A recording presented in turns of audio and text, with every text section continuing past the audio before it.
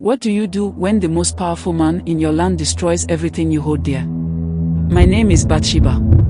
I was the wife of Uriah, a good man, a loyal soldier. I thought my life was set, simple, quiet, and filled with love. But everything changed because of one choice, one moment, and one man who took what wasn't his. It started on an ordinary day. Uriah was away at war, serving King David with all his heart. I missed him, but I trusted him to return as he always did. That afternoon, I went to bed on the roof of my house. It wasn't strange, our homes were built that way. I never thought anyone was watching. But someone was.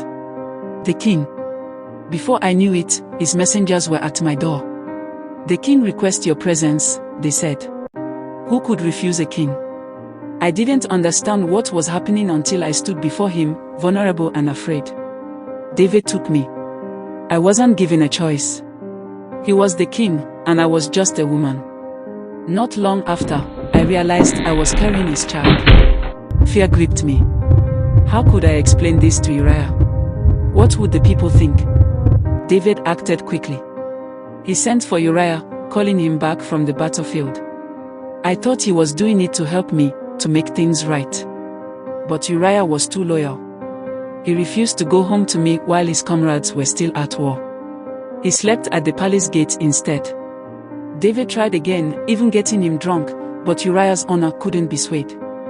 And then David made a decision that still chills me to my core. He sent Uriah back to the battlefield with a letter, his own death sentence. In it, David instructed the commander to place Uriah at the front of the fighting and then withdraw, leaving him to die. That's exactly what happened. My husband, my good and faithful husband, was killed. When the news came, I mourned, as any wife would. But inside, I knew the truth. This wasn't an accident. David killed him, first by taking me and then by sending him to his death. After the mourning period ended, David brought me into his house as his wife. I became queen, but my heart was heavy with grief and guilt. God saw everything. He sent the prophet Nathan to confront David. Nathan told him a story about a rich man who stole a poor man's only lamb. David was furious at the injustice, but Nathan looked at him and said, "You are that man."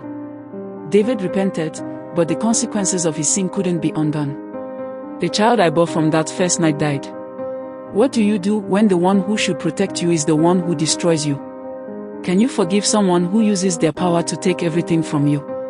What would you have done if you were in my shoes? I am Bathsheba, and this is my story.